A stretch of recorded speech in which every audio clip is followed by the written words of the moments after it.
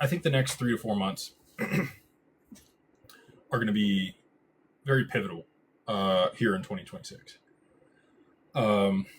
What happens in that period of time? I think a lot of y'all may anticipate the domino theory and the other things that I've talked about. Do they kick the can past this period right here? I don't know that they can. Now, if they can use financial engineering and curb, they can use quantitative easing or something. It wouldn't be quantitative easing. That would continue to cause inflation there in Japan.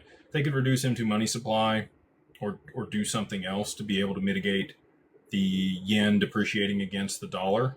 And again, if the Fed raises interest rates, that could also cause problems because our dollar would strengthen against their yen, and then they would have to raise interest rates in correspondence with that. If the Fed lowers interest rates, then that trade may not make sense anymore for other people that have the returns of their borrowed money in U.S. Treasuries, because the yields will drop. Our currency would depreciate against the yen. Now, if the Fed came down 25 basis points and the yen and Japan held their interest rates, that would really be the only way that I think they could continue to walk this line of where things sit. But if we reduce interest rates here, that could cause additional issues for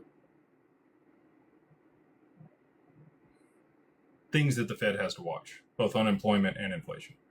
So I think it's likely that the Fed will hold. If Japan does nothing and just sits here, I think that it'll likely end up being an emergency meeting that they have to roll out in May or June to be able to move things and let everything roll out.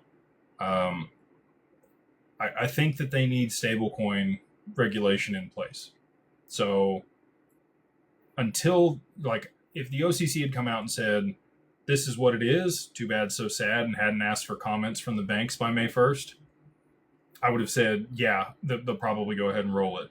But because there's a delay here and the implementation of the yield on these stable coins is probably going to take a little bit longer, I think they might hold here at the end of April, and we may not see anything until May.